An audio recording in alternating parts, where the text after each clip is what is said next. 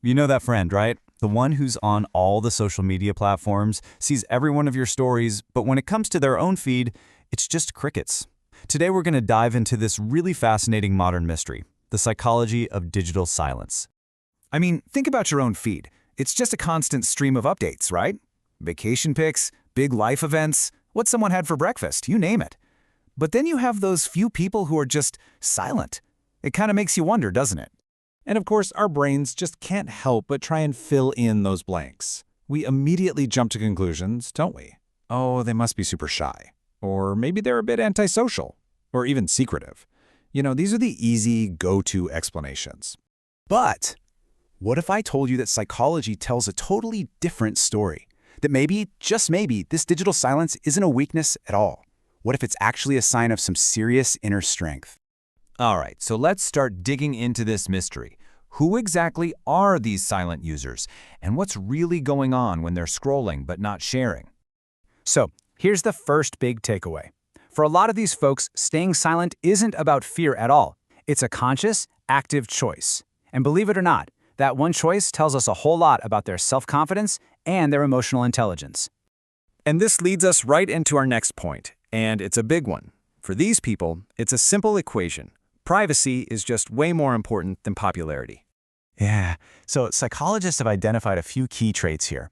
These are people who really value their privacy. They want to be the ones in control of their own story. And look, it's not that they're antisocial, not at all. They're just very selective about what they put out there, all in the name of protecting their own mental space. And this really gets to the heart of it. You've got two different sources of validation. On one hand, you have external validation. That's the hunt for likes and comments. But the silent user, they operate on internal self-validation. They don't need to broadcast an experience to enjoy it. The fulfillment comes from the moment itself. And, you know, that preference for privacy, it's not random. It's actually rooted in something much deeper. Which brings us to our next big idea, a really solid inner self-confidence. There's actually a psychological term for this. It's called self-concept clarity. It sounds a little academic, but all it really means is that these people have a super clear sense of who they are. Their identity isn't going to be swayed by the latest trend or what everyone else thinks. It's solid, built from the inside out. And really, this whole thing boils down to one core belief. Their happiness comes from within, not from what other people think or say online. Their self-esteem is stable. It doesn't need likes and comments to, survive.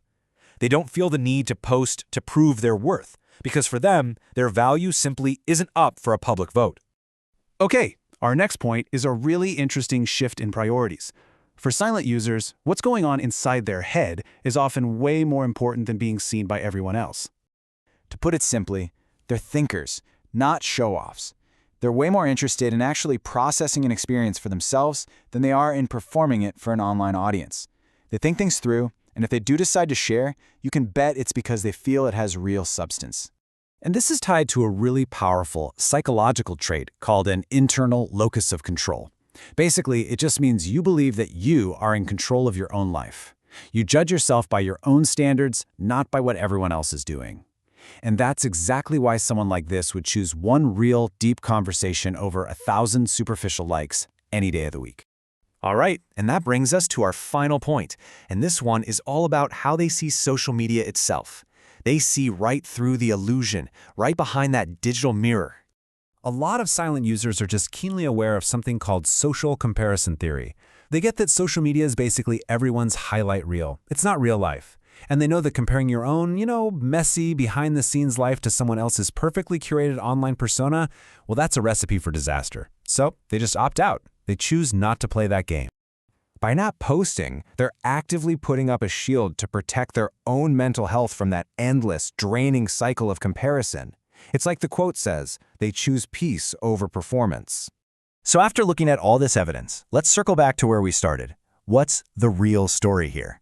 It's time to throw out those old assumptions we had at the beginning. So, yeah, forget shy or antisocial. Not posting isn't about that. It can actually be a huge sign of strength. It's a sign that someone is grounded in reality, that they have high emotional intelligence, and a deep self-awareness that, frankly, doesn't need a spotlight to feel real. And really, when you think about it, it all comes down to a choice that every single one of us has to make in this digital world. What's more important to you, being visible or having inner peace? So the next time you scroll past that friend who never posts, maybe you'll see their silence a little differently. They don't need to be seen to feel validated. And honestly, in our world of constant noise and performance, that quiet strength, that might just be the most authentic kind of self-confidence you can find.